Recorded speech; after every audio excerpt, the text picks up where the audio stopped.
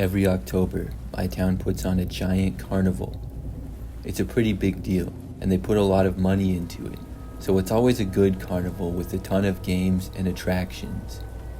When I was younger, I would go every year. But as I gotten older and was in high school, I lost my desire in wanting to go every year. My girlfriend in high school happened to work at the carnival one year, and she really wanted to go with me. I went with her one night after she had finished working. The carnival was closed for the night at that point, but she knew how to operate all the games, so we could still do anything that we wanted. We started by going to this water gun shooting game, where you'd blast water at these targets.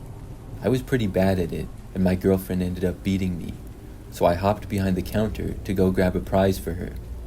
On the wall of stuffed animals, there was a variety of things, including a stuffed tiger, octopus, and a clown head.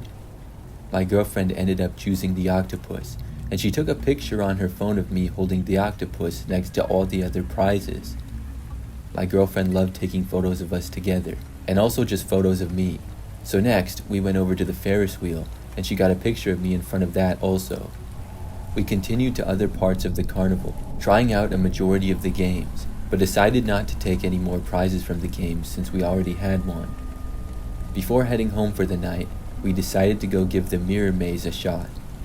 The dim lights inside the mirror maze had already been turned off for the night, so it made figuring out which way to go even harder than it already was. My girlfriend and I weren't getting anywhere as we kept bumping into each other and the mirrors. We ended up just giving up. My girlfriend snapped a quick picture of us in the mirror maze, and then we went back out the entrance and headed home for the night. The next morning, my girlfriend had posted the picture of me and us together at the carnival on Facebook. I was reading through the comments on her post when I noticed one that one of my girlfriend's friends had commented. She was asking who the friend was photobombing us in the clown costume. I looked back at the pictures from last night and found a shocking discovery. In most of the pictures we had taken, there was a clown somewhere in the background. From the first water gun shooting game we had played, the clown face mixed in with the other prizes seemed to be a real person. It was the only clown face in the entire wall of prizes. Additionally, in the picture of me by the Ferris wheel, it was hidden well in the shadows, but there was a tall clown figure standing in the background. The most terrifying picture of the bunch was the one of us together in the mirror maze. Reflected in the corner of one of the mirrors behind us was once again the face of the clown. I quickly called my girlfriend and asked if she knew one of the workers was dressing as a clown for the carnival. I felt a wave of chills go through my body as she replied. She said that the carnival hasn't had any clowns for the last 5 years because it was frightening the kids too much. I can't believe how close I had gotten to the creepy clown last night, particularly in the prize area of the first game we played and again in the mirror maze.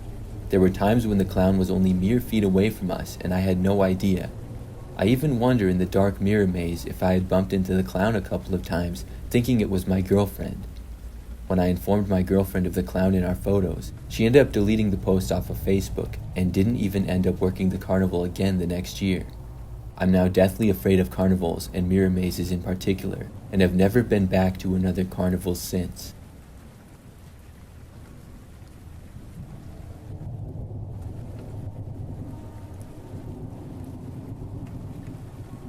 I went to a carnival a couple of years ago, the day before Halloween. The group of friends I was with went together at the start of the evening, and we planned to stay until close. For the first couple of hours that the carnival was open, we went around and played all the games and then got some food. We sat and watched the live music that was performing there while we ate.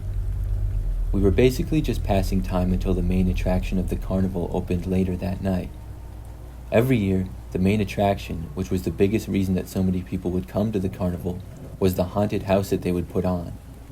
The haunted house was a legit experience, and they always did a great job making sure that it was scary and different than the previous years. My friends and I were excited to see what this year's haunted house would look like, and we were one of the first people in line once it opened for the night. We paid at the front gate, and then we were on our way through the door and into the dark haunted house. We walked through very slowly as there were multiple times when we were freaked out and were trying to avoid a jump scare. We had been walking through the haunted house for a while now when we reached a dining room looking area with a big chandelier hanging down in the middle of the room. The dining table was filled with spooky stuff, such as several hands and heads, implying that someone was eating humans and serving them for dinner. The scariest part of the room, though, was that standing right next to the doorway that we had to proceed towards and walk through was a man dressed up as a server. We knew that the workers who worked inside the haunted house were not allowed to touch us, but it was still spooky that we had to walk right past, and we all knew that a jump scare of some kind was likely coming. My group of friends slowly walked past one by one, and surprisingly, there was no jump scare yet. Suddenly, as my last friend was passing the server, the man reached out and quickly pulled her out of the doorway and back into the dining room. We stood confused for a split second, before heading back into the dining room to see what was going on.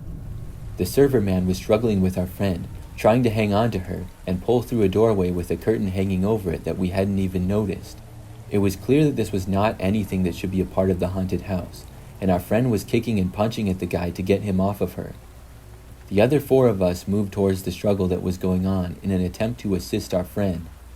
The server man saw us coming towards them and finally let go of our friend, exiting through the curtain and into the doorway to wherever it led. After making sure that our friend was all right, we essentially ran through the rest of the haunted house, and thankfully we were fairly close to the end. Once we had left the house, we flagged down a worker and explained to them what had happened, telling them about one of the workers who had grabbed our friend. We ended up getting directed to the main manager of the haunted house, and he asked us which part of the haunted house this had happened in. We explained that it was in the dining room with the big chandelier. The manager looked through his notes for a second, and then told us that there wasn't supposed to be a worker in that section of the house. The haunted house ended up being shut down for that night, as cops had to come and search the house. No one was found inside of the haunted house, and whoever had assaulted my friend was not there anymore. That night in the haunted house was frightening for us as a group, and rightfully so. We never went to another haunted house, and we were pretty traumatized, especially our friend who had actually been in the struggle.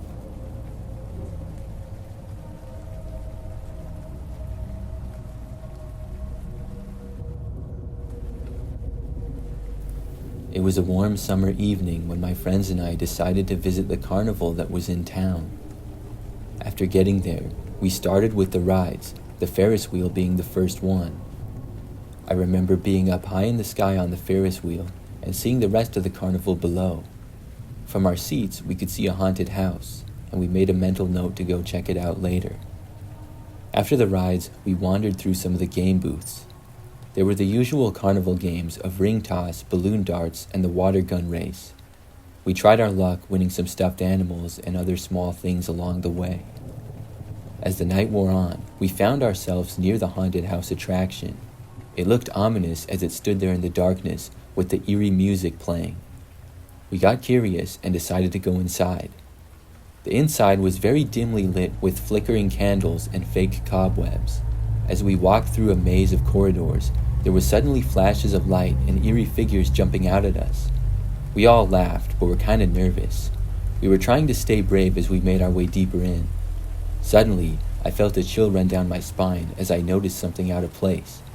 A figure was standing silently in a corner, hidden particularly in a shadow. It seemed too real to be part of the act. I whispered to my friends, but when we turned back, the figure was gone. I was now uneasy, and we hurried through the rest of the remaining corridors, trying to get to the exit. But just as we rounded a corner, a loud crash echoed through the hallway. We froze. Our hearts were racing, and we didn't really know what to do. A door creaked open ahead of us, and we noticed an empty room with a single flickering light bulb swinging gently overhead. As we cautiously approached, we saw something that really spooked us. There was a child's doll laying on the floor, and its eyes were blankly staring up at us. None of us remembered seeing it before, and it seemed out of place. Without another word, we turned and ran, loudly racing through the haunted house to get back towards the exit. We burst out into the open air with tons of adrenaline still going through our veins, but at least we felt safer now. We walked away, shaken but relieved, and went back into the crowd of people in the carnival. To this day, we're not really sure what we saw in the haunted house. Was it a prank, a trick, or something else? If it was all part of the haunted house, I will be the first to say they did an exceptional job at scaring us, but it seems so odd and real to be part of the experience. Either way, I had heard enough stories of things going wrong at haunted houses to take any more chances.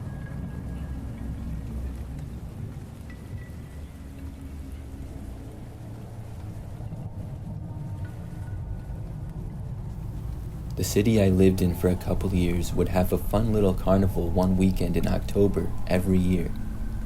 The main attraction that would be paired with the carnival was a haunted hayride. As a young adult, I thought the haunted hayride was pretty lame, but I'm sure it was exciting and scary for younger kids. This past year, the haunted hayride was looking for volunteer workers to help out, and I ended up doing it. I showed up in the early evening at the check-in table, ready to volunteer for the night. I thought that they would put me at ticket sales or some odd job like that, but they gave me an old scarecrow costume and told me that I would be working the part of the ride near a cornfield. I put on the smelly old costume and headed off to my post. It was pretty slow work at first, and my go-to thing to scare the people on the ride going past was to emerge from the cornfield and make scary noises. I ended up actually getting into it a bit more as the night went on, and I had some fun with it, being creative in different ways that I could spook people. Towards the end of the night, this odd-looking guy approached, wearing what looked like more of a homemade scarecrow costume. I wasn't aware that I would have anyone working with me that night, but the whole volunteer aspect of the hayride was not very well organized, so I didn't question it too much. I asked the guy about his costume, and he said it had been in his family for a while, and that he loved volunteering at the haunted hayride. There was only about an hour left of the haunted hayride, and the guy told me that I was free to go and he would take over my spot. I was actually a little bit reluctant to go, because I was having a lot of fun now and wanted to finish the night out. I asked him if we could just work together the last hour instead. The man's response was an abrupt no, and he even raised his voice a little bit towards me, telling me to go home and that he had the rest of the night covered. I didn't feel like arguing at all with the guy, so I started making my way back to the main volunteer tent to turn in my costume and go home. The next group of people on the hayride were rolling down the road past me, and I turned to watch, curious to see how the new scarecrow guy was going to scare them. I watched as he emerged from the corn, similar to as I did, but he stood there silently staring at the wagon as it passed. Suddenly, the man jumped into action quicker than a bolt of lightning. The scarecrow had an axe in his hand and attempted to chop the wheel of the wagon. There was a great deal of panic on the wagon as people screamed in terror. The man had managed to get 2 or 3 whacks with an axe at one of the back wheels on the wagon, but apparently it didn't do much damage to it. The driver of the wagon made the horses speed up, and the wagon continued down the path, apparently unharmed. I was a good distance away while I watched the whole scene unfold. I hadn't seen an axe when I had been talking to the man, and he must have somehow hid it really well from me. I watched as the man stared down the wagon for a couple of seconds, and then retreated into the corn, presumably waiting for the next wagon to roll by. My phone battery had died earlier that night, so my next course of action was to get back to the volunteer tent as fast as I could and tell them about what happened. On my way back to the tent, I saw another wagon approaching, and I made them stop, and I explained that they couldn't proceed with the ride to what I had seen. While I was approaching, a couple of flashlights bounced down the road towards us, and a pair of cops approached. They asked about a distress call that they had received from a customer claiming that they were on a wagon that had been attacked. Explaining to the cops that I also saw the attack, I led them to the spot by the cornfield where I had been working. The man with an axe must have seen us coming, because he was nowhere to be seen. I never heard any more news regarding the man with an axe on the haunted hayride, but I made sure to keep my distance from that carnival the rest of the time I spent living in that city.